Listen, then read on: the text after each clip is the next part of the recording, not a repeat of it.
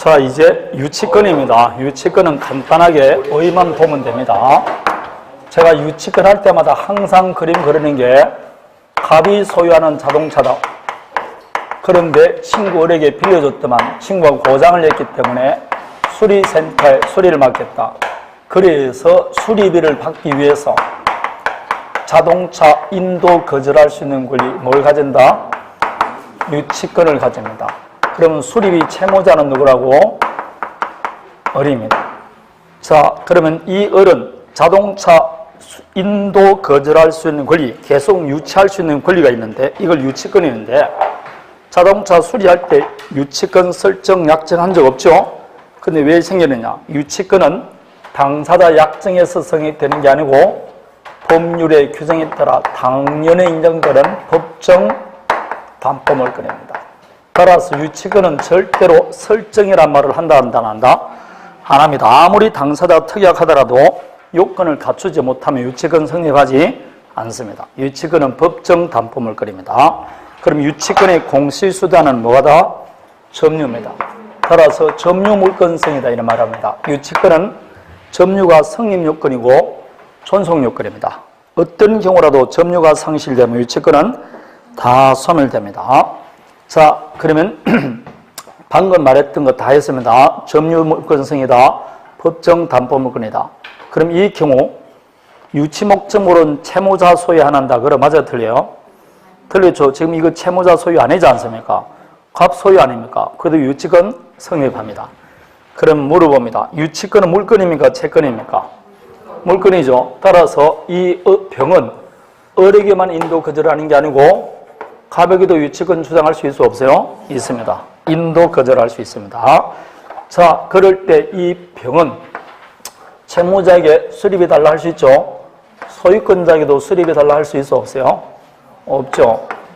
수리비는 채무이기 때문에, 채권 채무이기 때문에 채무자 갑에게, 을에게만 주장할 수 있습니다. 갑에게는 뭐만 주장한다? 유치권. 그럼 유치권이 갖고 있는 권리는 뭐밖에 없다? 인도 거절권입니다. 이 인도 거절권밖에 없는 겁니다. 그래서 예컨대 유치 목적물이 경매가 됐어요. 경매가 됐다는 누군가 새로운 소유자가 나타났잖아. 그 새로운 소유자에게 뭘 주장할 수 있다? 인도 거절권 주장할 수 있죠. 그럼 새로운 소유자에게 피담보채권 변제 청구할 수 있게 없게? 없다 그랬잖아. 경매가 됐을 때 경락인에게 뭐만 주장할 수 있지? 유치권, 인도 거절할 수 있을 뿐이지 피담보채권 변제 청구할 수는 없습니다. 그 이야기입니다. 그게 여러분 2장 넘겨보면 나옵니다. 여러분 책 107페이지. 자, 제일 위에 유치권자에게는 우선 변제권은 없죠. 그러나 유치권자도 경매는 신청할 수 있습니다. 이때 경매는 환가를 위한 경매다 이렇게 말했습니다. 그러면 유치권자가 아닌 제3자가 경매를 신청했다. 그럼 유치권은 소멸한다 안 한다? 유치권은 경매로 소멸하는 권리가 아닙니다. 그럴 때 3번처럼 경락인에게 피담보채권 변제에 있을 때까지 인도 거절할 수 있을 뿐이지 피담보채권 변제 청구할 수는 없다 되어 있습니다. 되겠습니까? 인도 거절할 수 있을 뿐입니다. 피담보채권 변제 청구는 아니 된다. 자, 그러면 다시 유치권입니다. 자기 물건에 관해서는 유치권 성립할까 안 할까요? 안 되겠죠. 그러면 갑과 을 사이에 건물 도급 계약이 체결됐어요. 그런데 이 건물을 수급인의 노력과 비용으로 건물이 신축됐어요. 누구의 비용으로? 수급인의 노력과 비용으로 건물이 완성됐습니다. 그럴 때 그 공사 비용에 관해서 유치권 인정해준다 안 해준다? 네? 안 해주는 게 원칙입니다. 왜 안 해주게? 자기 노력과 비용으로 건물을 신축하면 원칙적으로 누구 소유입니까? 을 소유입니다. 자기 부동산이니까 시효처득, 유치권 안 됩니다. 자기 노력과 비용으로 건물을 신청하면 원칙적으로 유치권 안 됩니다. 단 외적으로 을의 노력과 비용으로 건물을 신축하면서 갑에게 소유권을 인정하기로 특약할 수 있어 없어요? 네, 갑이 소유하기로 특약합니다. 이럴 때는 인정해준다 안 해준다? 해줍니다. 그렇지 않는 한은 원칙적으로 인정 안 됩니다. 103페이지 밑에 판례 그 이야기입니다. 수급인의 재료와 노력으로 건축되었고 독립된 건물에 해당되는 기성 부분은 누구 소유다? 수급인 소유로 할 것이므로 수급인은 공사대금 지급받을 때까지 유치권 주장할 수 없다. 이렇게 되어 있습니다. 자, 유치권은 법정 담보물권이니까 어떨 때 유치권이 성립되느냐? 법에 규정된 요건을 갖춰야 되겠죠. 유치권 성립 요건입니다. 가장 중요합니다. 이 중에서 가장 중요한 게 채권이 있다고 언제나 유치할 수 있는 게 아니고 내가 받을 채권과 유치 목적물 사이에는 밀접한 관련이 있어야 된다. 뭐가 있어야 된다? 결연성이 있어야 됩니다. 아무나 다 되는 게 아니다 이 말입니다. 그 결연성은 인정되는 게 두 가지죠. 첫 번째, 채권이 어디에서 발생됐다? 유치 목적물에서 발생된 채권이 있을 때. 이럴 때 인정되는 원칙입니다. 채권이 그 유치 목적물에서 발생됐을 때입니다.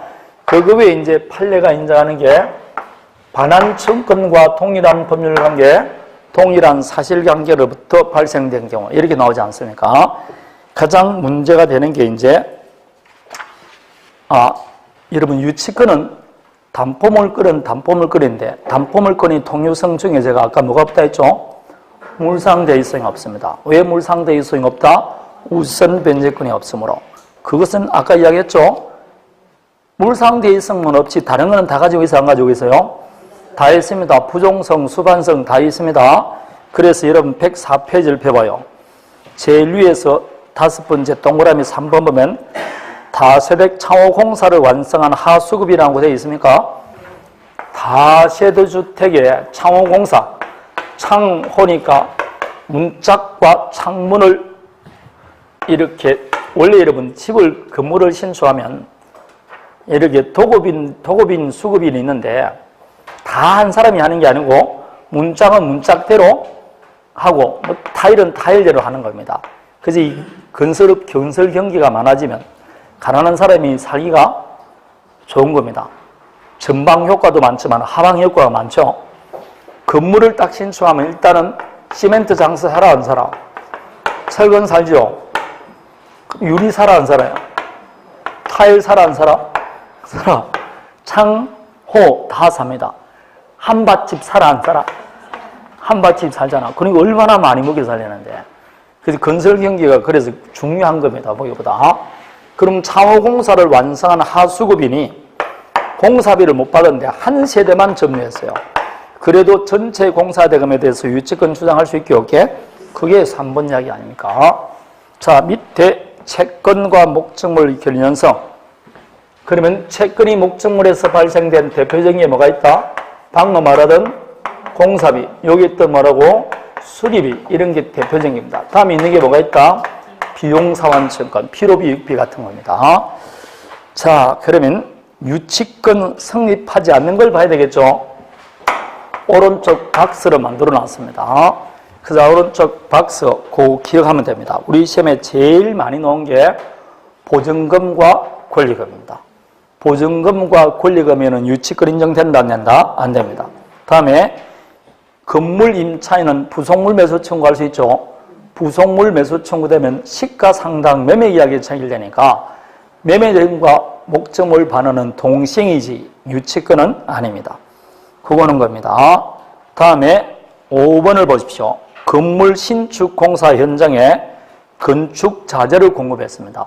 이거는 건축 자재 매매 대금이니까 매매 대금이지 그 건축 자재 대금이 건물에서 발생된 것은 아닙니다. 인정 안 됩니다. 다음에 6번이 나오는 게 계약 명의 신탁이 나오죠. 설명은 드리지만 명의 신탁이 나오면 법정사건이 법정사건이 아니고 유치권 인정돼 안 돼? 안 됩니다. 명의 신탁 나오면 법정사건도 인정 안 되죠.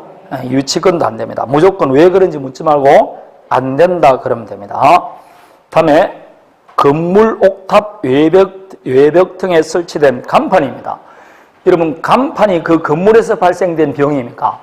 아니지 않습니까? 따라서 이것은 부속물 설치 공사 대금에 대해서는 유치권 성립하지 않습니다. 결국 요 설치 공사 대금 채권이나 5번에는 건축 자재 대금 채권이나 매매 대금에는 인정해주지 않습니다. 자, 방금 말했던 게 다 시험에 나오는 것들입니다. 1번, 2번, 다음에 5번, 6번, 7번은 아직 시험에 안 나왔어요. 자, 명의신탁금 2번 나왔습니다. 다음에 3번을 보십시오. 3번과 4번은 같은데 4번을 보면 배실행에 의한 손해배상 청구권 나와 있죠. 이렇게 사람의 배임행위나 채무불량으로 발생된 손해배상에 대해서는 유치권 인정해준다, 안 해준다? 안 해줍니다. 예컨대 보세요. 갑과사의 건물 매매 계약이 체결됩니다. 제1매매가 체결되고 매수인이 인도받아 점유하고 있는데 아직 등기는 안 하고 있어요. 그 사이에 갑이 다시 이중 매매를 한 겁니다. 제2매매를 해서 제2매수인에게 등기를 넘겼어요. 그럼 소유자는 누가 됩니까? 정의죠. 소유권을 취득했으니까. 근데 이 을은 이제 소유권 취득 못하는 게 원칙입니다. 대신 을은 갑에게 채무불량에 따라서 계약을 해지하고 손해배상 받을 수 있고, 갑은 지금 무슨 행위입니까? 배임행위죠. 배임행위는 불법행위니까 을은 불법행위한 뭐도 청구할 수 있다? 손해배상 청구할 수도 있어요. 맞습니까? 아니면 계약 해지하고 갑에게 내 대금 돌려달라 할 수 있어 없어요? 대금 반환 청구할 수 있습니다. 근데 소유자는 누구라고? 그럼 소유자가 점유하고 있는 을에게 달라고 그럽니다. 그럴 때 하는 말이 나는 갑으로부터 아직 손해배상 받기 전까지는 못 돌려주겠다. 유치권 주장할 수 있어 없어요? 예? 유치권 주장할 수 있어 없어요? 지금 없다고 지금 하고 있잖아. 우리가. 이 손해배상이 건물에서 발생된 게 아니라니까. 갑의 배임행위에서 발생됐다니까. 사람의 행위로 인해서 발생된 거지 이 건물에서 발생된 게 아니라니까. 따라서 인정해줘 안 해줘? 그 배신에 의한 손해배상 청구 나오지 않습니까? 3번도 마찬가지입니다. 임대인의 채무불량으로 발생된 손해이지 건물에서 발생된 게 아니다 이 말입니다. 이렇게 사람의 채무불량이나 불법행위에서 발생된 손해배상 청구를 인정해주지 않습니다. 손해배상이라는 것은 물건 그 하자로부터 발생된 손해, 그 이야기입니다. 동물의 침해로부터 발생된 손해, 동물이 물건 아닙니까? 그거 외에는 원칙적으로 인정해주지 않습니다. 반드시 잘 기억하십시오. 오른쪽에 있는 거. 작년에는 아예 단답형으로 나왔지 않습니까? 다음 중 유치권이 성립하는 채권, 보증금 반환 채권 이런 거 나왔잖아요. 여기 나오는 겁니다. 다음에 변제기에 도래된다 나옵니다.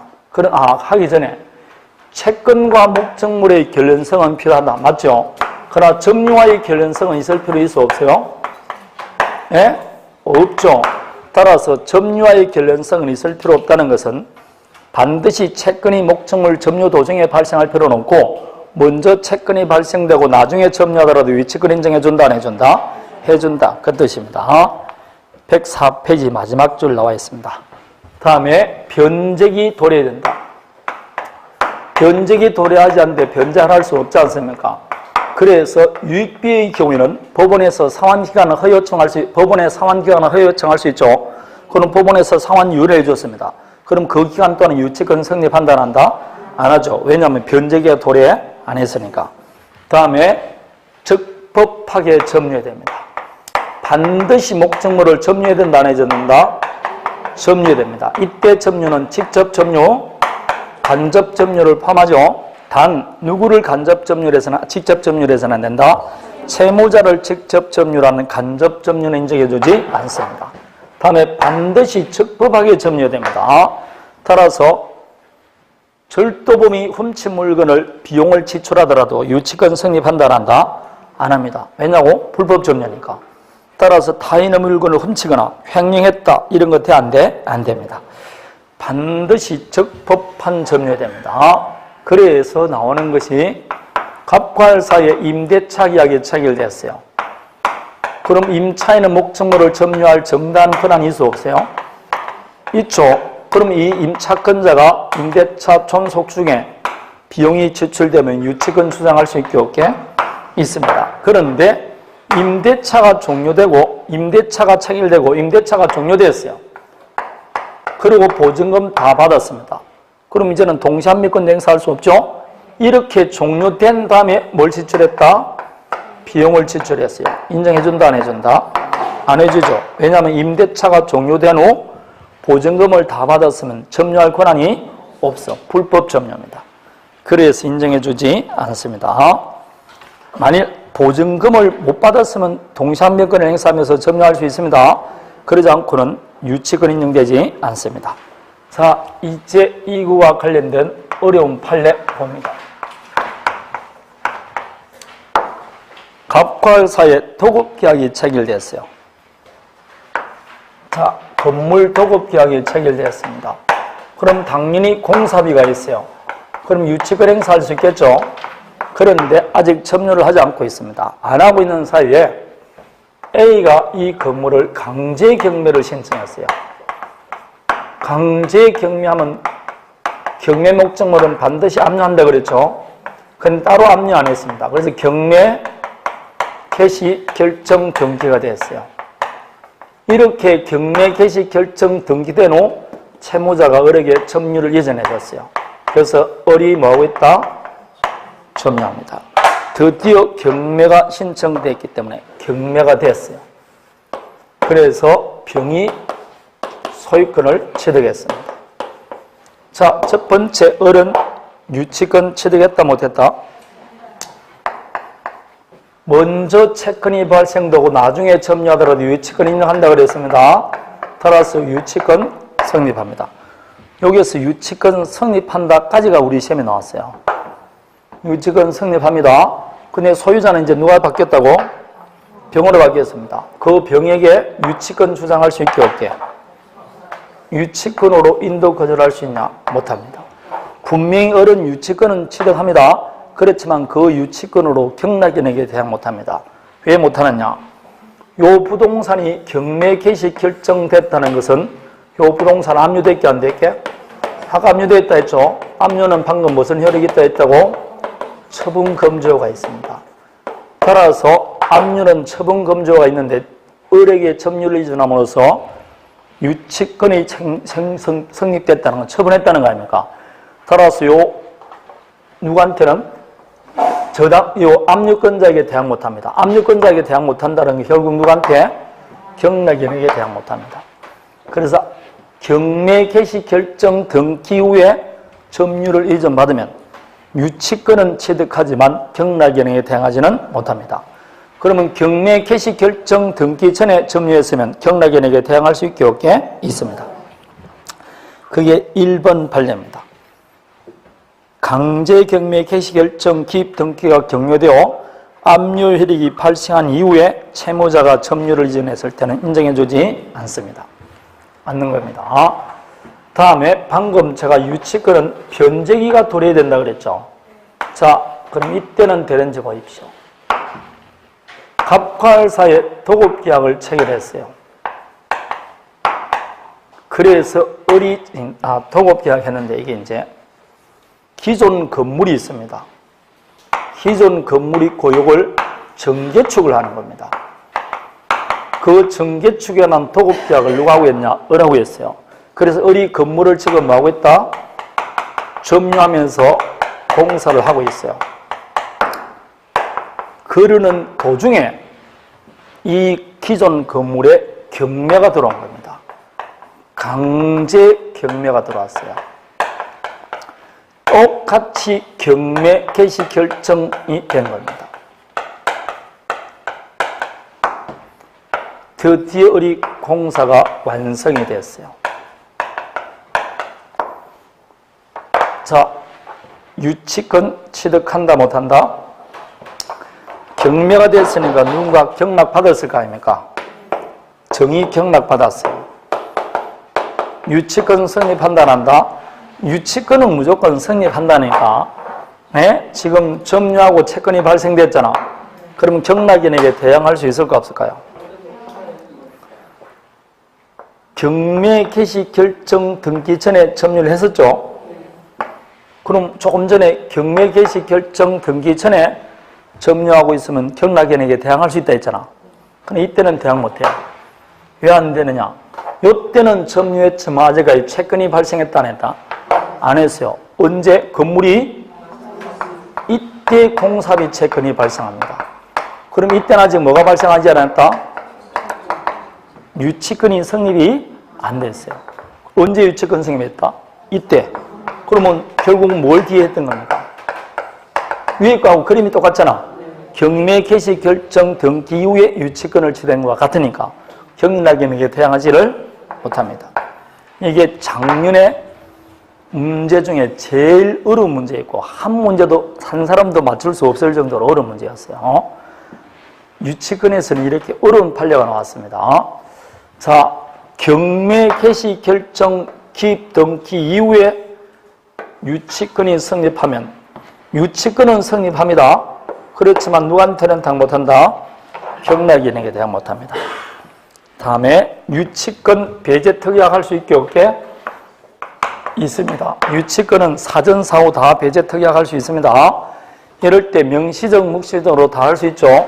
그 묵시적 배제 특약이 두 가지가 있습니다. 자, 그럼 1번의 키포인트가 되는 단어는 뭡니까? 106페이지 유치권 배제 특약 1번 판례가 있잖아요. 그 1번 판례 여러 수천 번을 말한데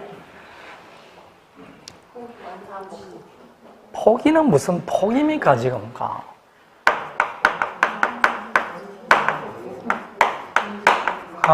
정말 내가 임대차 할 때 비용은 강행규정이 아니고 임의규정이다.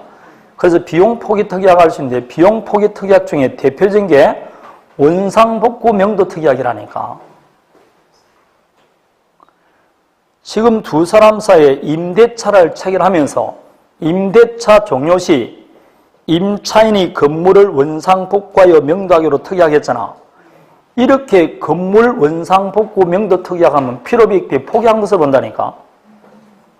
포기하니까 뭘 못 받는다고? 유치권 못 받는 거죠. 그래서 이걸 유치권 포기 특약으로 보는 겁니다.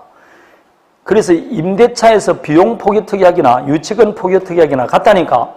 이건 여기서 안 나오는 게 아니고 임대차에서 반드시 나오는 판례라니까.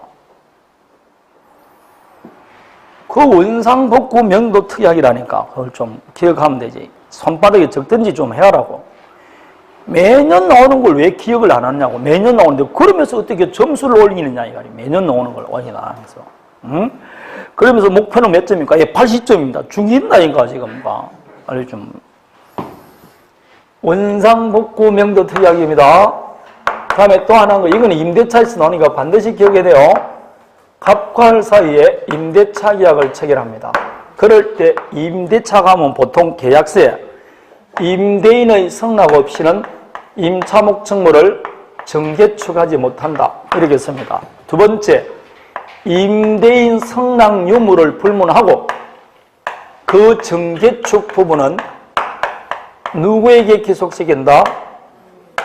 임대인에게 기속시킨다. 이렇게 특약을 한다고.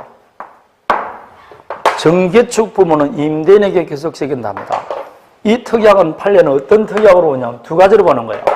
첫 번째, 원래 임대차가 종료되면 임차인을 원상회복해줘야 된다, 안 해줘야 된다? 원상회복해줘야 됩니다. 그러나 요런 특약하면 뭐 할 필요 없다? 원상회복할 필요가 없어요. 만일 임차인이 베란다 확장공사에 있습니다. 그러면 기간 만료되면 도로 반환, 원상복구해줘야 된다, 안 해줘야 된다? 베란다 확장공사에 있으니까 주인 좋잖아요. 주인 바람 돌아서 싫다 그럽니다. 원상복구 해줘야 되나 해줘야 돼? 그럼 여기 보면 마찬가지. 이거 제가 건물 임차하면서 칠판 달고 여러 개 다 달았어요. 나갈 때 그냥 나가야 됩니까? 원상복구 해줘야 됩니까? 그들 제가 칠판도 달리고 벽도 했고 밑에 좋잖아요. 그러고 나오면 돼, 안 돼? 마찬가지라고. 원상회복 해줘야 돼. 그런데 이럴 때는 뭐 해줄 필요 없다? 원상회복 안 해줘도 돼요. 임차인에게 유리합니까? 불리합니까? 유리하지.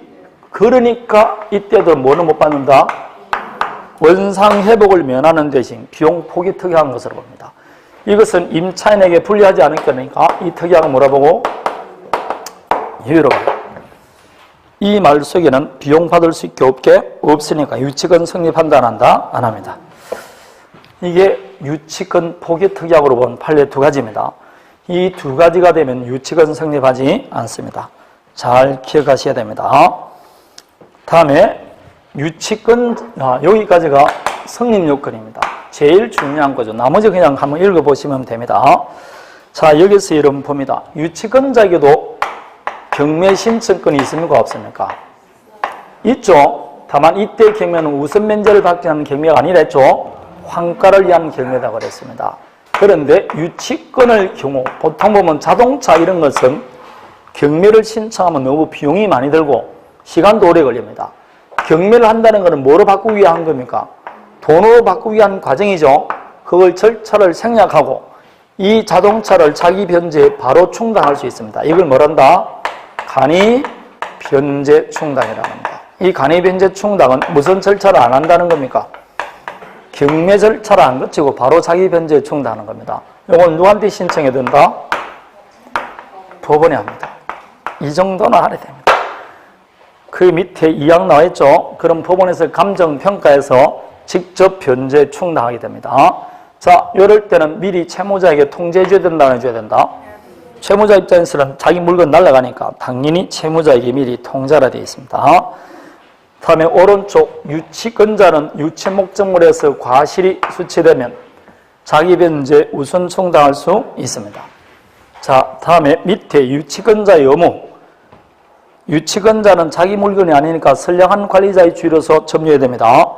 따라서 유치권자는 채무자 승낙 없이 사용되어 담보를 할 수 있게 없게 없습니다. 아니 됩니다. 이거는 100% 시험에 나옵니다. 한 번도 안 나온 적 없어요. 유치권자는 채무자 승낙 없이 사용되어 담보를 하지 못한다.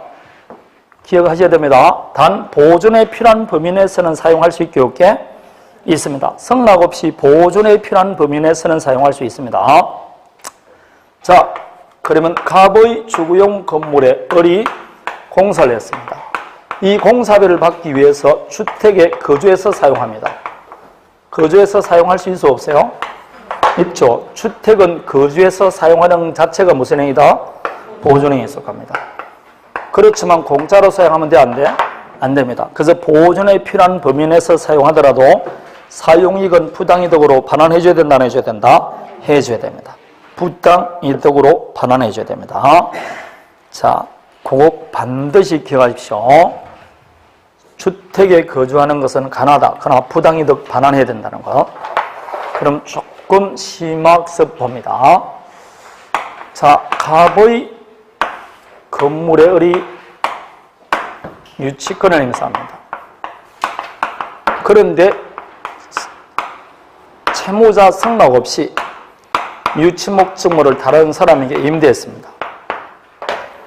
승낙업이 사용되어 담보하지 말라 했죠? 위반했습니다. 그럼 즉시 유치권 소멸 청구할 수 있게 없게? 소멸 청구할 수 있습니다. 그럼 유치권 소멸됩니다. 그러면 이 임차인은 소유자에게 대항할 수 있다 없다? 없습니다. 반환해줘야 된다, 안 해줘야 된다? 해줘야 됩니다. 그럴 때 요 유치권자가 받은 임대료가 있을 거 아니에요. 임대료는 과실이죠. 유치권자는 자기 변제 우선 충당할 수 있을까 없을까요? 안 됩니다. 이것도 부당이득으로 반환해줘야 됩니다. 그게 밑에 있는 판례입니다. 이 경우 임차인으로부터 취득한 차임은 자기 채권 변제 충당할 수 없고 부당이득으로 반환하라 되어 있습니다. 라고 법조문에 나와 있어. 다음에 유치권 소멸입니다. 유치권 자체는 소멸시효 걸린다, 안 걸린다? 안 걸리죠. 그러나 피담보채권은 소멸시효가 진행됩니다. 따라서 유치권이나 저당권 행사한다 해서 피담보채권 소멸시효가 중단되는 것은 아닙니다. 다음에 유치권의 특유한 소멸사유, 좀 전에 말하던 의무위반, 다음에 타담보채권 나오죠. 자, 갑이 을 병대에 있습니다. 을이 이때 병을 찾아가서 아저씨, 이 자동차는 제게 아니고 친구 거니까 내가 갖고 있던 오토바이를 대신 드릴 테니까 자동차 돈 돌려주면 안 될까요? 이렇게 타담보를 제공하고 유치권 소멸 청구할 수 있게 없게 있습니다. 타담보를 제공하고 유치권 소멸 청구할 수 있습니다. 이거는 두 가지를 줘야 돼요. 이건 누구한테 청구하는 겁니까? 유치권자한테 청구합니다. 유치권자가. 그리고 형성권이 아니고 청권입니다. 따라서 유치권자가 오케이 승낙할 때 비로소 소멸됩니다. 바로 타담보 제공한다고 소멸되는 게 아니에요. 만약 승낙 안 해주면 승낙에 가름하는 판결을 받을 수밖에 없습니다. 그럴 때 공사비는 50만 원인데 자동차 가격은 500만 원이다. 얼마 상당 담보 제공하면 된다? 50만 원. 피담보 채권에 상당하는 다른 담보를 제공하면 됩니다. 다음에 점유가 상실되면 유치권은 무조건 소멸합니다. 자, 만일 자동차를 해도 됩니다. 자동차의 을이 지금 유치권 행사입니다. 근데 유치 목적물을 병이 침탈했어요. 그럼 유치권에 관해서는 반환 청구할 수 있어 없어요? 없죠. 유치권은 물권적 청구권이 없지 않습니까? 대신 뭘 주장하면 된다? 점유물 반환 청구하면 됩니다. 몇 년 내 행사하면 된다? 1년 내. 그럼 1년 내 반환 받으면 점유는 상실하지 않은 것으로 보기 때문에 유치권은 계속 존속합니다. 따라서 유치권 자체에서는 물권적 청구권 행사할 수 없고 무엇에 관해서 해야 된다고? 점유권에 관해서 해야 됩니다. 자, 그래서 점유권에 관한 소를 제기했어요. 그래서 성소 판결 받았습니다. 판결 받으면 유치권은 계속 존속하는 것으로 본다. 맞을까요? 틀렸습니다. 성소 판결 받더라도 유치권이 인정되기 위해서는 반드시 인도받아 점유해야 됩니다. 판결 확정만으로 유치권은 취득하지 못합니다. 점유를 회복하기 전에는 유치권은 살아나지 않습니다. 반드시 점유를 회복해야 됩니다. 확정 판결만으로 안 해야 된다는 겁니다. 자, 이게 유치권입니다. 유치권은 한 문제를 봐야 되는데 어느 해는 항상 세 문제, 두 문제 이렇게 많이 출제되는 해가 있어요. 그럴 때는 지역권이 출제가 안 됩니다. 그래서 이 유치권도 공짜로 주는 문제라서 한 문제는 반드시 나오니까 세문권제까지도 볼 수 있습니다. 유치권도 확실히 돼요. 그리고 이거는 어려운 게 없잖아요. 법정 담보물권이니까. 딱딱 떨어져 있으니까. 자, 이제 저당권입니다. 저당권은 담보물권이 왕이라 그러죠. 왜 왕이라 그럽니까? 저당권자는 목적물을 점유한다, 안 한다? 안 하니까 그렇습니다. 따라서 저당권자는 목적물을 점유하지 않습니다. 자, 저당권자는 목적물을 점유하지 않는다. 따라서 저당권이 설정되는 것은 등기 등록되는 것만 저당권 설정합니다. 따라서 저당권이 설정되더라도 소유자는 여전히 갑이고 점유도 누가 하고 있다? 설정자가 점유합니다. 이 말은 사용 수익을 누가 한다고? 설정자가 하는 겁니다. 자, 그러면 설정계약 보십시오. 저당권 설정계약의 당사자는 저당권자와 설정자겠죠. 근데 설정자는 반드시 채무자일 필요는 없죠. 채무자 아닌 저당권 설정자를 아까 뭐라 부른다 했죠? 물상보증인 이렇게 말합니다. 자, 그럼 이제 피담보 채권은 반드시 금전 채권일 필요 있어 없어요? 없죠. 반드시 금전 채권일 필요 없습니다. 이 세상의 모든 채권은 다 저당권으로 담보할 수 있게 없게 있습니다. 자, 그럼 이제 봅니다. 갑과 을 사이에 저당권 설정을 합니다. 잘 보세요. 채무자는 갑이에요. 그런데 저당권 등기할 때 등기부에 채무자 이름 쓰게 안 쓰게? 채무자 명시합니다. 그럴 때 채무자를 제3자 병으로 했어요. 이 등기 유효일까요, 무효일까요? 채무자를 제3자로 된 등기는 유효다, 무효다? 무효입니다. 만일 이게 유효일 같으면 모든 사람을 등기부의 채무자를 이건희로 쓸 겁니다. 그럴 거 아닙니까? 돼, 안 돼?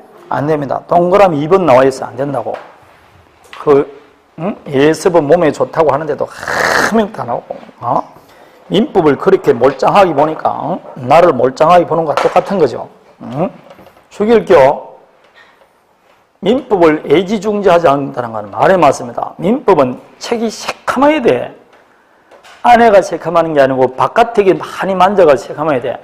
화장실 갈 때도 들고 다니고 밥 먹을 때도 들고 다니고 심지어 잠잘 때도 들고 다녀야 됩니다. 머리 감을 때도 한 손으로 감고 들고 다녀야 돼. 그렇게 애정을 품어야 된다니까. 모든 식구가 내 목소리를 다 알고 남편이나 사모님 얼굴보다 내 얼굴을 자주 봐야 돼.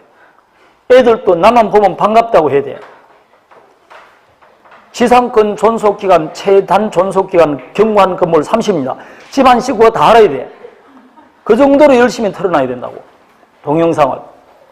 보든 안 보든 뭐라고? 계속 털어나는 겁니다. 잠을 잘 때도 털어놔야 돼. 그 정도가 돼야 뭔가 학교한다니까. 80점으로. 응? 지금 애들이 내 이름, 내 얼굴을 못 보면 안 됩니다. 그건 있을 수 없는 겁니다. 합격자 모임에 갔을 때, 제 바깥어른입니다. 그럴 때 그 사람이 나를 반갑게 알을 정도가 돼야 돼. 나는 처음 보지만 자기는 매일 본 사람이 돼야 돼. 굉장히 가깝게 인사한다니까. 나는 처음 보는데. 왜냐, 1년 동안 매일 봤으니까. 그 정도가 돼야 된다고. 그런 걸. 응? 목 아프다고 아저씨가 도라지 자기가 안 먹고 나한테 주고 그래야 정도는 돼야 돼. 그럼 도라지 달라는 게 아니에요, 지금. 많아, 도라지. 그 정도가 되지 않으면 안 되는 겁니다. 뭐라 그랬어요? 제3자보로 되는 거. 이건 어떻게 되느냐? 채무자 갑이 맞아. 채권자 을이에요. 근데 등기를 제3자 명의로 하는 겁니다. 이렇게 등기를 제3자 명의로 하면 요게 뭐요게? 아까 말했잖아. 채권자, 채무자, 제3자 간에 뭐 있고? 합의가 있고 채권이 제3자에게 기속됐다고 볼 수 있는 특별한 사정이 있으면 제3자 명의의 저당권 등기도 유효입니다.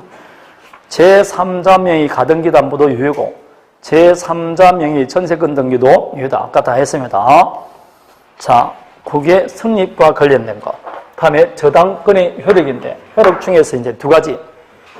저당 목적물의 범위와 피담보 채권의 범위인데 저당 목적물의 범위는 아예 법주문 딱 나와 있죠. 350 그게 여러분 책 110페이지 보면 나옵니다. 먼저 부합물 종물해 볼게요. 저당권의 효력은 어디에 미친다? 부합물 종물이 미칩니다. 이때 부합물은 설정 전후를 불문하고 종물의 경우 등기 여부를 불문합니다. 다 미칩니다. 설정 전후를 불문하고 등기 여부를 불문한다. 그 2번 보면 건물 엘리베이터 나옵니까? 냉난방 시설, 주유소 부지에 설치된 유류 저장 탱커. 그럼 여러분 아파트에 저당권 설정하면 당연히 전유 부분에 설정된 저당권은 공용 부분이나 대지 지분에 미친다 안 미친다? 당연히 미치겠죠. 뭐 그 이야기입니다. 그게 부합물로 봅니다. 따라서 주유소에 저당권이 설정되면 그 저당권의 효력은 유류 저장 탱크에도 미친다 이 말입니다.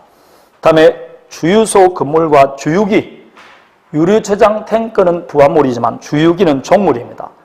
횟집에 수족관 되어 있을 겁니다. 실제로 판례죠. 갑과 을 사이에 횟집에 저당권 설정했어요.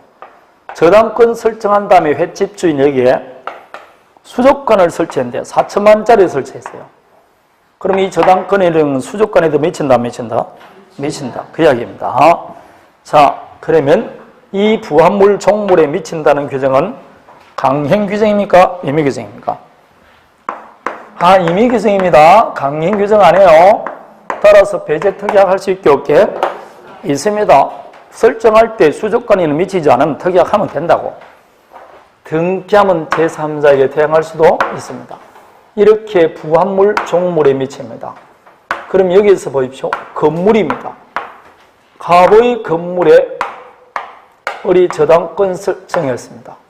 아니 뭐 A가 임차권이 설정된 건물에 저당권이 설정됐어요. 그러한 다음에 임차인이 목적물을 정축, 개축했어요. 근데 이 정개축 부분이 저당권의 효력이 미치느냐 안 미치느냐입니다. 그 정개축 부분이 만일 구조상, 용상, 독립성이 없으면 기존 건물에 부합되죠? 그럼 저당권의 효력이 미친다 안 미친다? 미칩니다. 그 이야기입니다. 너무 어렵게 하지 말고 별개의 독립물로서 효용을 갖지 못하면 효력이 미칩니다. 따라서 경매 절차에서 감정평가 대상에서 대조했어요. 거기 보면 경매 목적물로 평가되지 않았다고 되어 있죠. 그래도 경락인은 소유권 취득한다 못한다? 취득합니다. 자, 다음에 언제나 시험에 나오는 거. 토지에, 언제나 나오는 게 아니라 언제나 물어보는 거. 토지에 저당권이 설정되고 설정자가 건물을 신축했어요. 이 건물에는 저당권의 효력이 미친다 안 미친다? 절대로 안 미칩니다. 우리나라는 토지와 건물은 별개의 부동산, 지발 안 미칩니다. 대지에 설정된 저당권은 건물에는 미치지 않습니다. 다음에 종물에 미치듯이 종된 권리에 미칩니다. 그 종된 권리가 아까 제가 전세권 할 때 이야기했죠. 타인 토지 위에 있는 건물의 저당권을 설정하면 그 저당권의 효력은 그 건물 소유를 목적으로 하는 시상권, 전세권에 미친다. 아까 했지 않습니까? 조용하다. 아까 내가 전세권 하면서 304조가 저당권에도 그대로 적용된다. 그렇게 말했습니다.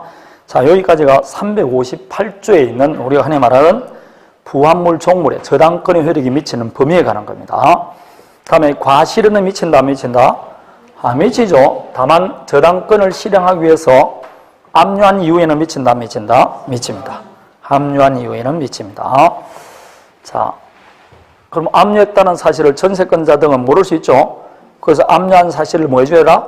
통지해 줘야 됩니다. 통지하지 않으면 대항할 수는 없습니다. 물상대위는 아까 했습니다. 다음에 피담보채권은 지연이자는 몇 년분만? 1년분에 하나 한다는 거. 그것만 기억하면 되겠죠. 위약금도 담보됐지만 담보되기 위해서는 위약금 뭐 해야 된다?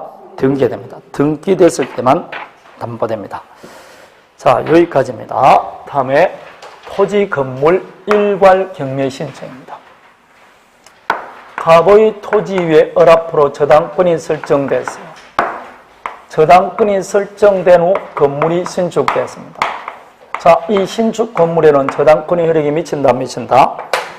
안 미친다 했습니다. 따라서 엄밀히 말하면 변제기 도래했을 때 변제 못하면 어른 뭐만 신청하는 게 원칙입니까? 그렇죠. 대지만 경매하는 게 원칙입니다. 그러면 대지만 경매하게 되면 엄밀히 말하면 건물은 철거된다, 안 해야 된다? 철거됩니다. 왜냐? 법정지상권 인정해준다, 안 해준다? 안 해주죠. 왜 안 해줍니까? 저당권 설정할 당시 건물이 없었지 않습니까? 그래서 법정지상권 인정해주지 않습니다. 그럼 건물은 철거하는 게 원칙입니다. 이렇게 되면 저당권자도 별로 좋진 않죠. 철거될 건물이 있으면 망정, 건물이 있으면 담보가치가 다운됩니다. 그래서 이때는 저당권의 효력은 어디만 미치지만 토지만 미치지만 이때는 토지와 건물을 함께 일괄해서 경매하여 한다가 아니고 할 수 있는 권리를 주는 겁니다. 이게 일괄 경매 신청권입니다. 그럼 일괄 경매가 되기 위해서는 저당권 설정할 당시에는 건물이 있었다, 없었다? 없죠. 저당권 설정 이후에 건물이 신축되고 반드시 설정자가 뭐 할 수 있것? 소유해야 됩니다. 그래서 나오는 것이 설정자가 신축한 것이 아니고 제3자 병이 신축했어요. 이럴 때는 일괄 경매 된다, 안 된다? 안 됩니다. 아니 되는 겁니다. 마찬가지다. 판례가 말하기를 설정자가 신축했다 할지라도 저당권이 실행되기 전에 다른 사람의 양도되더라도 할 수 있게 없게 없다는 겁니다. 그래서 최후 판례가 제3자가 신축했다 할지라도 실행하기 전에 설정자가 소유하게 됐을 때는 일괄 경매할 수 있게 없게 있다. 그래서 실행 당시 반드시 설정자 소유가 되게 됩니다. 자, 여기서 토지만 경매도 충분히 받을 수 있어요. 토지만 경매도 내 돈 충분히 받을 수 있다. 그래도 일괄 경매 신청할 수 있을까요? 있습니다. 과잉 경매 금지 원칙이 적용되지 않습니다. 그러나 일괄 경매 신청하더라도 저당권의 효력 어디에만 미친다? 대지. 따라서 건물 경락대금에 대해서는 우선 변제받을 수는 없습니다. 우선 변제는 아니 됩니다. 자, 그게 일괄 경매 신청에 관한 겁니다. 다음에 제3취득자에 관한 겁니다. 제3취득자는 가보의 부동산에 얼합으로 저당권이 설정됐어요. 저당권 설정된 건물도 매수할 수 있어 없어요? 그러면 저당권 설정 이후에 뭐 해체됐다? 소유권. 저당권 설정된 건물에 전세들 할 수 있어 없어요? 저당권 설정된 토지에 치상권 설정할 수 있습니다. 그럼 나중에 이 저당권이 실행되면 이 사람들 다 날아가게 안 날아가게? 날아가죠. 왜냐하면 소유자가 카드에다가 어랍으로 저당권 돼 있는데 새로운 소유권을 취득하더라도 경매되면 새로운 소유자가 나타나니까 병의 소유권 날아가는 거죠. 그리고 이 뒤에 있던 전세권이라든지 지상권 등은 저당권 소멸되면 전부 다 소멸되니까 결국은 채무자는 갑이지만 저당권이 실행되면 내 권리가 날아가는 사람입니다. 그것이 등기부에 나와 있으니까 등기부상 이해관계 있는 제3자입니다. 그래서 이 사람에게도 일정한 권리를 줍니다. 요 세 사람을 우리는 뭐라 한다? 제3취득자라고 해요. 요 세 사람만 제3취득자라고 합니다. 시험에 자주 나와요. 요것만 제3취득자가 누군지 물어보기도 합니다. 그럼 첫 번째 제3취득자는 경매할 때 경매인 될 수 있게 없게 있습니다. 요게 법조문에 있고 요게 딱 우리 시험에 답으로 한번 나왔어요. 제3취득자도 뭐가 될 수 있다? 경매인 될 수 있다는 것. 다음에 채무자는 누구지만 갑이지만 이해관계이기 때문에 변제 줄 수 있게 없게 이해관계 있는 제3자이기 때문에 채무자 의사에 반해도 변제할 수 있습니다. 그러나 반드시 변제기 도래 전에는 하면 돼, 안 돼? 변제기 도래한 이후에만 할 수 있습니다. 그 전에 하면 기한이 상실하기 때문에 안 해도 돼요. 그럼 반드시 변제됩니까? 안 해도 됩니까? 안 해도 되죠. 채무자는 갑이지 않습니까? 그럼 안 하면 어른 경매하겠죠? 그럼 경락대금에서 지연이자 몇 년분만 받아간다? 그럼 내가 안 갚더라도 치는 1년분밖에 못 받으니까 내가 갚더라도 몇 년분만 받으면 된다? 1년분 360조 범위 내입니다. 만약 이게 건저당 같으면 뭐만 하면 된다? 채권 최고액 범위 내에서만 변제하면 됩니다. 이게 이제 제일 중요한 거죠. 전부를 변제할 필요 없고 360조, 즉 지연이자 1년분 채권 최고액 범위 내에서만 변제하면 됩니다. 변제했으면 끝입니까? 갑에게 구상권 행사해야 됩니까? 구상권 행사할 수 있습니다. 다음에 제3취득자가 목적물에 필요비 비용을 투입했다. 그럼 경매 절차에서 우선 받아갈 수 있게 없게 비용 우선 사원지원권이 있습니다. 영순위로 받아갑니다. 주택임대차에서 소액임차인보다 먼저 받아갑니다. 제일 먼저 받아갈 수 있어요. 자, 이렇게 제3취득자의 지인데 두 가지를 처음부터 살펴봅니다. 첫 번째, 채무자는 갑이 맞아요. 을이 저당권자입니다. 근데 건물은 병의 건물에 저당권이 설정됐어요. 이 사람을 흔히 뭐라 한다? 물상보증입니다. 그 물상보증인이 비용을 투입했어요. 필요비익비. 우선 사원 받아갈 수 있게 없게. 물상보증인은 지집을 지가 고친데 누구한테 달랍니까? 따라서 물상보증인은 제3취득자에 속한다, 안 속한다? 안 속합니다. 이거 우리 시험에 나왔어요. 다음에 요 부동산에 2순위로 저당권이 들어와 있어요. 병이. 이 2순위 저당권자도 지연이자 1년분 변제하고 선순위 저당권 소멸 청구할 수 있을까 없을까요? 예? 후순위 근로자도 할 수 있게 없게. 여러분 아무나 제3취득이 아니에요. 방금 말하는 세 사람만 제3취득자입니다. 따라서 후순위 저당권자는 제3취득자도 아니다? 아닙니다. 따라서 변제 말소 청구할 수 있게 없게? 없습니다. 아니 됩니다. 후순위 근로자는 포함되지 않습니다. 자, 112페이지 제3취득자의 지의 3번에 보면 나옵니다. 못 찾아서 헤매지 말고 112페이지 제3취득자의 지의 의의 3번 보면 나옵니다. 3번. 이것도 우리 시험에 출제가 되어 있어요. 물상보증인도 아니다. 후순위 저당권자도 아니다. 그러니까 제3취득자가 누군지 물어보는 겁니다. 그럼 아무나 1년무만 변제하고 말소 청구 못합니다. 제3취득자만 가능합니다. 그래서 3번 아니다 나오는 겁니다. 다음에 방금 말했던 누구도 아니라고 그랬죠. 제가 물상보증인도 아니다 그랬습니다. 자, 오른쪽 113페이지 보면 비용 상환 청구 1번 물상 보증인은 아니다 되어 있을 겁니다. 나옵니까? 책에 다 있어요. 다음에 2번 건물 청축한 비용을 대가로 건물 청축 비용을 투자한 대가로 건물에 대한 지분 이전 등기를 경료받아서나 되어 있죠. 이렇게 건물을 청축할 때 투자를 했어요. 그 투자 비용으로 지분 이전 등기를 받았습니다. 이 사람은 제3취득자도 아니다? 아닙니다. 그거는 저당권 설정 후 새롭게 소유권을 취득한 사람이 아니기 때문에 제3취득자로 보지 않습니다. 따라서 경매대가의 비용 우선 상환 받을 수 없습니다.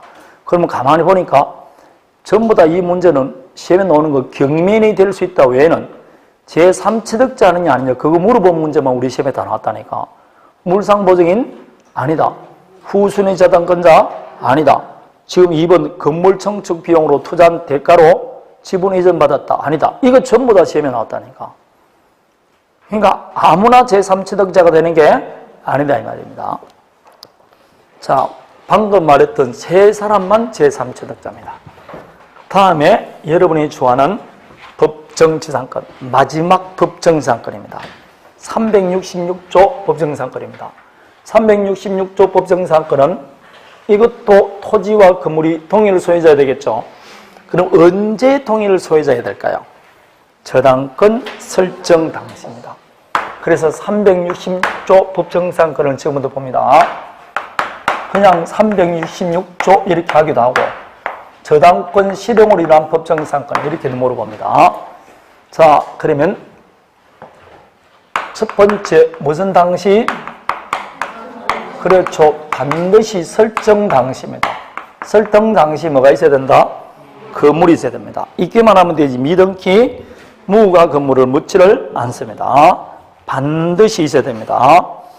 그래서 뒤로 한 장 넘겨보십시오. 인정 안 되는 경우는 오죠. 1번이 벌써 건물 없는 토지에 나오잖아. 그럼 뒤에 거 읽어보면 돼? 안 돼? 안 돼.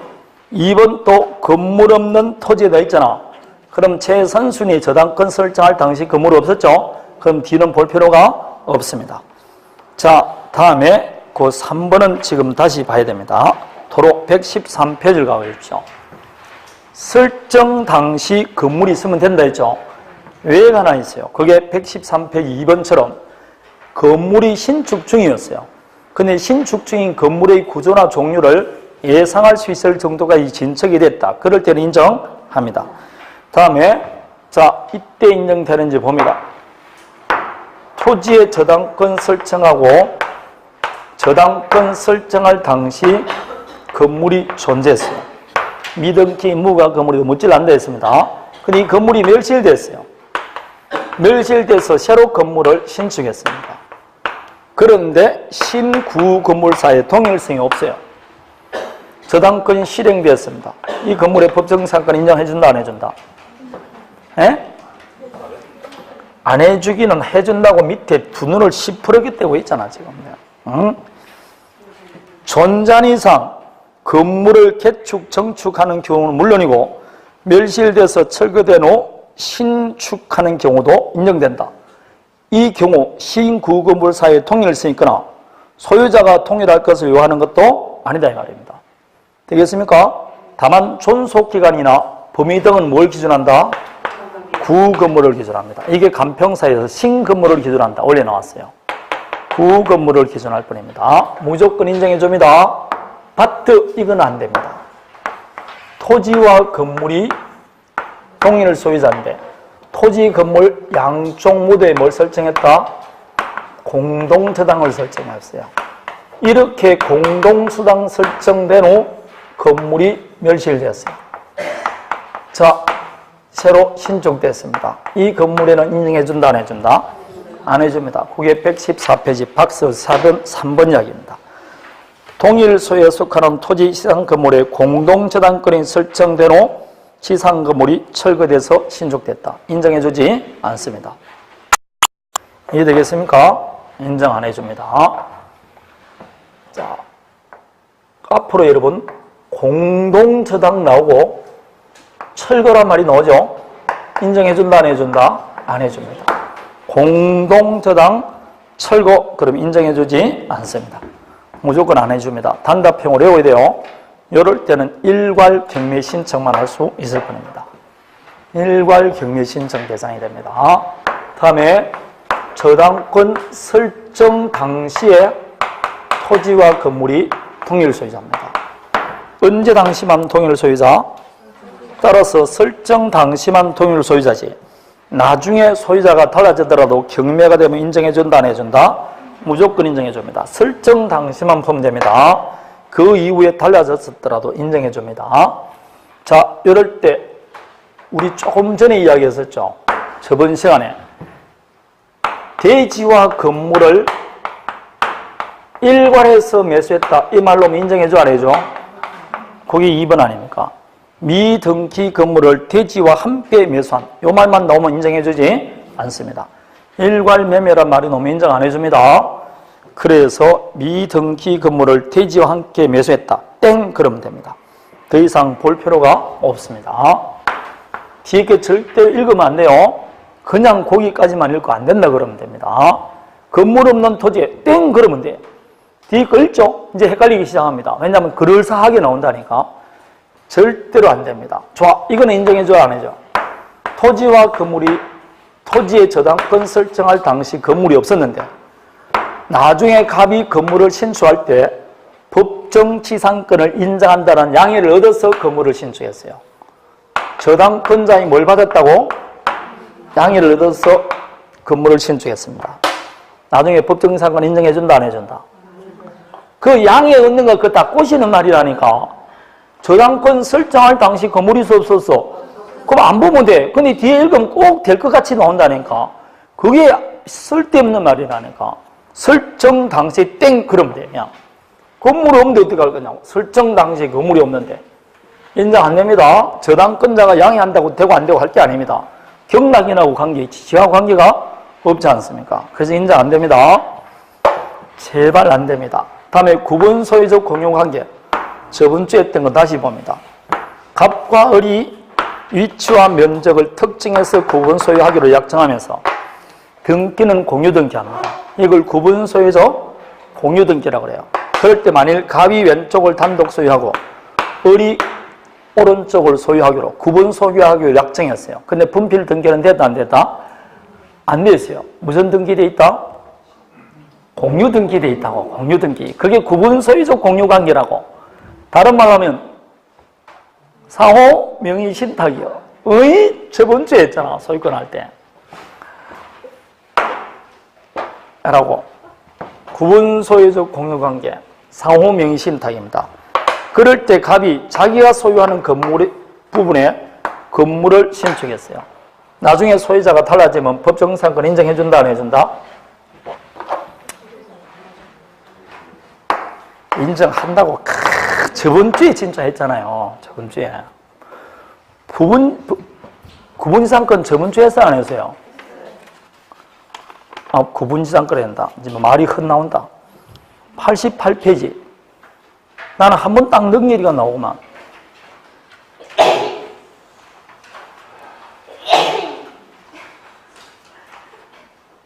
88페이지 그게 나오잖아.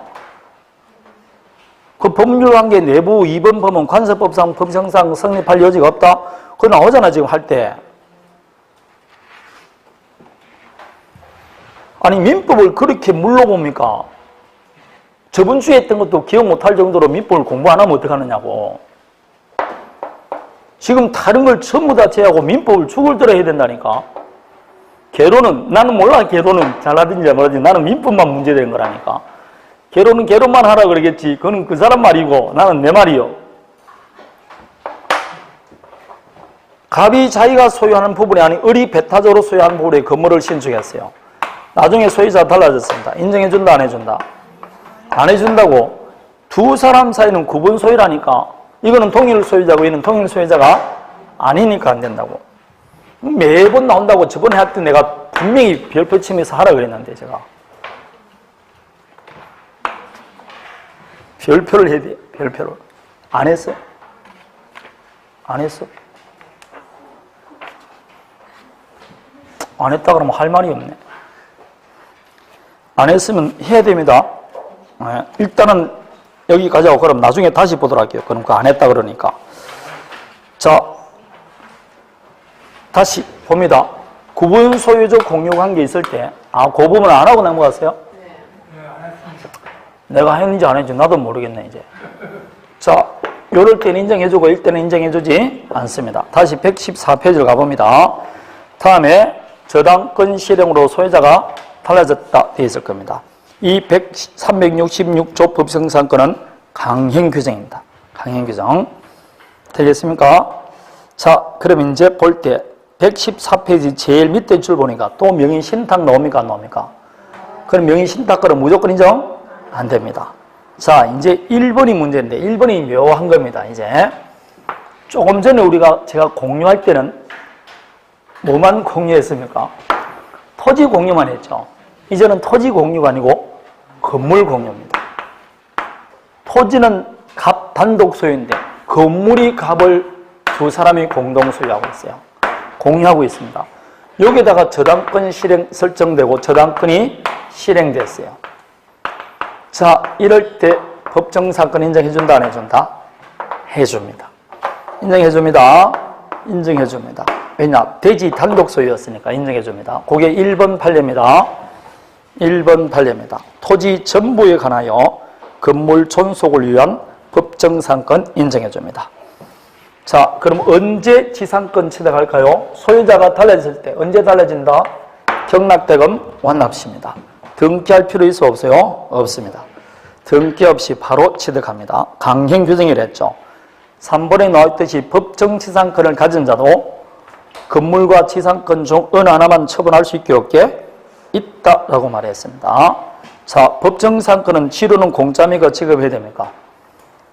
공짜 아닙니다. 지료는 지급해야 됩니다. 이것도 2년 연차면 바로 소멸 청구할 수 있습니다. 그러면 지료는 어디서 결제한다? 당사자 협의. 협의가 안 되면 법원에서 결제합니다. 그런데 아직까지 협의도 안 되고 법원에서 결정도 안 했어요. 그래서 2년 연체했을 때는 소멸 청구할 수 있게 없게? 없죠. 결정이 안 돼서 못 줬으니까. 그러나 결정되고 나면 바로 지급해야 된다, 안 해야 된다? 따라서 지료가 확정 판결 받았다. 그러면 지료 확정됐으면 지급해야 되겠죠. 근데 지료 지급을 연체하고 있다. 그러면 판결 전후를 걸쳐 2년 연체하더라도 소멸 청구할 수 있습니다. 판결 전후를 걸쳐 2년 연체하더라도 소멸 청구할 수 있습니다. 자, 그게 지상권, 법정지상권에 관한 겁니다. 이 법정지상권은 역시 마찬가지입니다. 성립 요건은 간단하게 키포인트가 되는 단어만 기억하시면 됩니다. 되겠죠? 자, 조금 전에 관습법상 법정지상권도 지로 지급해야 될까 안 해야 될까요?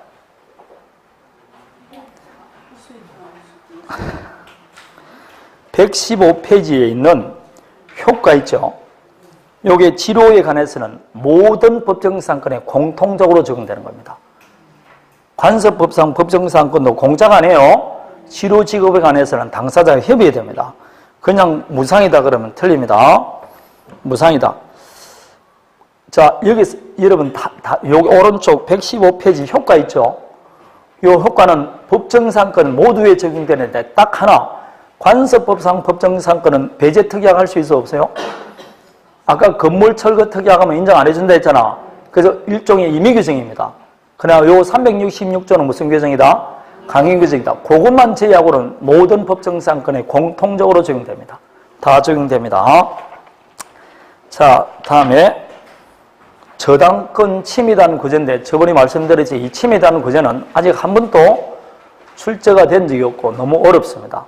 그래서 여러분 그냥 나중에 객관식 문제 풀 때 침해에 대해서 풀어볼 테니까 그냥 여러분 공부할 때는 공부할 필요 없습니다. 한 번도 안 나온 걸 가지고 열심히 공부할 필요 없어요. 다음에 저당권 처분법입니다. 이 처분에서는 이제 하나만 보면 되는 것인데 여러분 저당권도 다른 사람이 양도할 수 있어 없어요? 근데 양도할 때 부기등기, 이전등기 하면 되겠죠? 근데 문제는 저당권 등기만 양도할 수 있습니까? 없습니까? 안 되겠죠? 모두 같이 양도해야 된다. 피담보채권도 함께 양도해야 됩니다. 엄밀히 말하면 뭐가 양도되면 피담보채권이 양도되면 저당권도 함께 가는 겁니다. 그래서 저당권부 채권 양도라 그래요. 문제는 이 양도할 때 양도에 관한 합의가 있어야 되겠죠. 그럴 때 을과 병 사이만 합의하면 될까요? 채무자의 합의도 필요했을까요? 거기에 1번 나와있죠. 을과 병 사이, 양도, 양수인 사이의 합의만 있으면 되지. 그 외에 채무자나 물상보증인 사이까지 있을 필요는 없다. 이렇게 말합니다. 그게 또 우리 시험에 한번 출제가 됐어요. 자, 다음에 봅니다. 저당권이 설정됐어요. 그 저당권이 설정된 다음에 저당권이 다른 사람이 양도됐어요. 그래서 현재는 저당권이 병합부로 되어 있습니다. 드디어 피담보채권이 변제됐어요. 그럼 말소 청구해야 되겠죠. 여러분이 갑입니다. 내 부동산에 저당권 등기가 되어 있어요. 뭘 했는데? 그럼 말소 청구는 을에게 될까요? 병에게 될까요? 을병 모두에게 될까요? 병에게만 하면 됩니다. 현재 저당권자는 누가 앞으로 되어 있으니까. 그럼 병 앞으로 된 저당권 말소시키면 됩니다. 양수인만을 상대로 하면 족하고 양도인은 상대할 필요가 없다. 이렇게 말합니다. 무효등기 말소는 저번에 했었습니다. 이거는 저당권 등기, 무효등기 말소입니다. 자, 여기까지가 저당권에 관한 겁니다. 저당권이 시험에 문제, 두세 문제, 두 문제도 나온다. 그러더라도 너무 오래 잡고 있으면 안 돼요. 후다닥 빨리 넘기고 빨리 넘기는 게 좋습니다. 그리고 제가 방금 보니까 저번 주에 88페이지 구분 소유적 공유관계를 안 했습니까? 안 하고 앞에까지만 하고 넘기가는 뭐예요? 아, 그래서 여러분이 몰랐구만. 그럼 괜히 열받았다고 하겠네. 이거는 중요하니까 해야 됩니다. 자, 오늘 여기까지 하고 그럼 다음 주에 구분 소유적 공유관계를 따로 하도록 하겠습니다. 그리고 건저당부터 들어가도록 하겠습니다. 되겠습니까? 건저당부터 들어갑니다. 자, 오늘은 여기까지 하도록 하겠습니다. 연달아서 힘들었죠? 수고했습니다. 마치겠습니다.